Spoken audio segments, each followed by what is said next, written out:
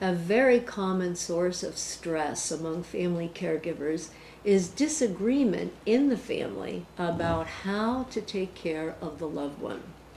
So family conflict, family arguments, many different forms of disagreement can occur in families because there are differences of opinion about these subjects. Oftentimes, caregivers find that someone who lives further away might come for a visit and notice just how deteriorated mom or dad or the spouse has become, and tell the caregiver, you should really be doing something different. They belong in a home. Or, you've got to take them back to the doctor. I mean, they're not getting enough medication for all the problems that they have. Or they criticize you and say, you're just too short-tempered with this person. I don't know how you can call yourself a daughter or a wife. Your attitude is really all wrong.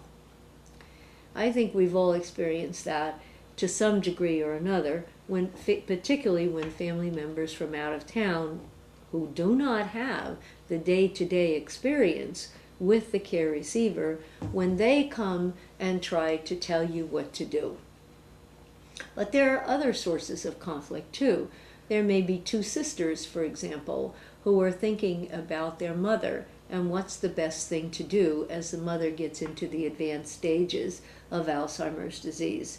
One may be in favor of having the mother transferred to an assisted living facility rather than remaining at home, and the other one may say, that is just not done. I'm just not going to do that. I can't put mom away.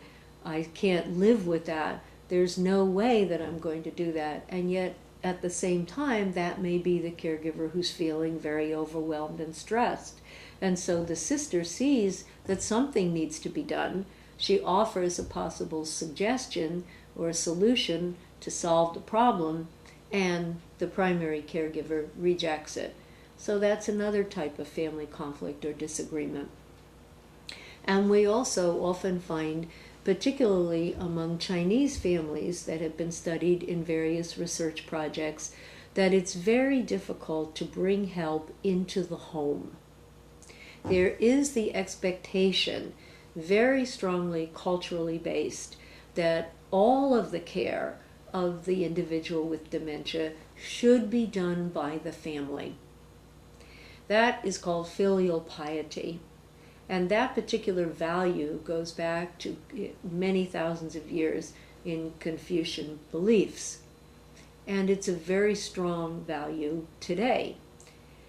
Some say that this value is changing, however, changing in how it is being manifested, changing in how people implement the value. In fact, in a recent chapter that was completed by colleagues of mine in Hong Kong, Taiwan, and mainland China, as well as here in the United States, we found that there is a great discrepancy between the amount of care that's being done by the family in these different regions of China and the amount of extra care or outside care that's brought into the home. So in Hong Kong and in Taiwan, the infrastructures are present for help to be brought into the home to support the family, not to supplant the family, but to give some additional aid so that the primary caregivers are able to tend to other areas of their life that they need to take care of.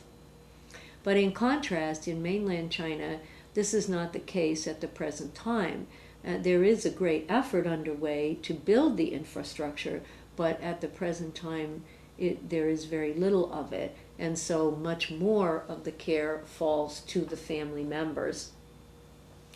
Yet there may not be as many family members available anymore as there used to be. With the one-child policy, for example, and that child often being the son rather than a daughter, there may be fewer women available to provide the family care that's needed. In addition, many young people have left various regions of China in order to go to other parts of the world for education or employment.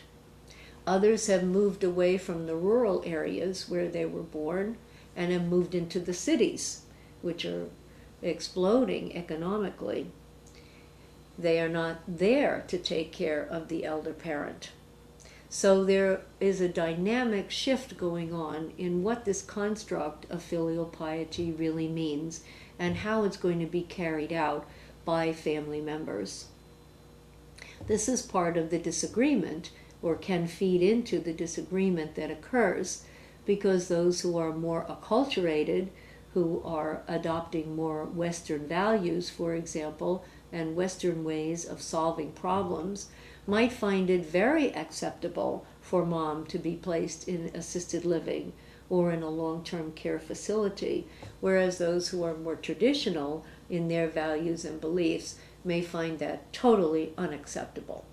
And so within the same family, you can have conflict between the generations, conflict across the miles, the United States to China.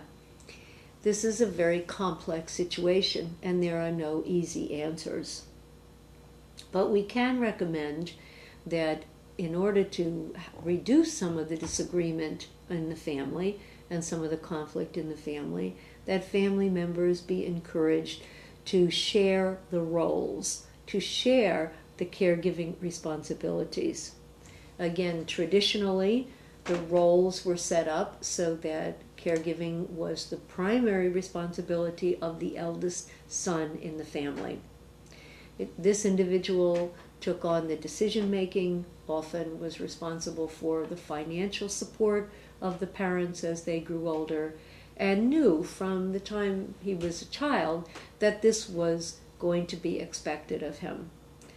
The personal care, the hands-on care, the dressing and bathing and so forth, is often typically taken over by the spouse of the eldest son. But again, with changing roles and expectations, changing views about filial piety and what it means, these roles may have to be relaxed somewhat. So what that suggests is that by sharing the responsibilities of caregiving, the conflict in the family can be reduced. Another way to reduce the conflict in the family is to point out advantages and disadvantages of various options.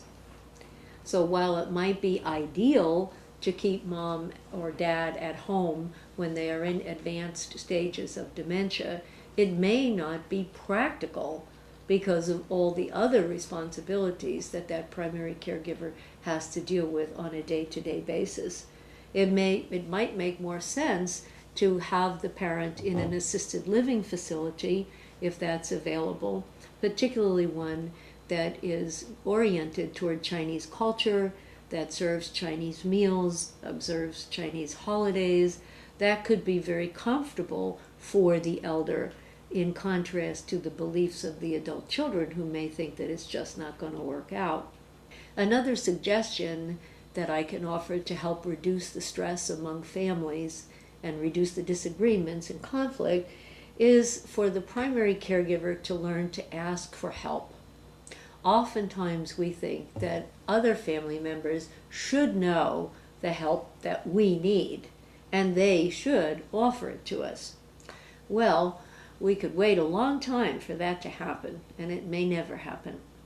It works a lot better if the caregiver can articulate what kind of help they need. For example, I might need help to go to a doctor's appointment. I might need to be able to leave mom or dad with someone because they can't be left unsupervised, but I need to go to this doctor's appointment.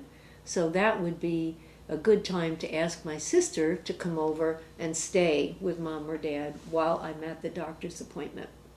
Well, my sister, since she's not a mind reader, doesn't know that that's exactly the kind of help I need. So by asking your sister and negotiating with her and problem solving, you will also in that way bring her more into the caregiving role, so that as you might need further help in the future, she will probably be more available to help you. So in summary, Disagreements and conflicts among family members are to be expected when it comes to figuring out the best way to care for the person with dementia. If we can develop, though, an understanding of where the other person is coming from, what are some of their beliefs and values and expectations, as well as becoming more aware of our own, we might be able to negotiate better agreements, better arrangements for the care of the loved one. I believe that by having compassion for one another and by trying to really see things from the other's point of view, we will be able to come to good conclusions.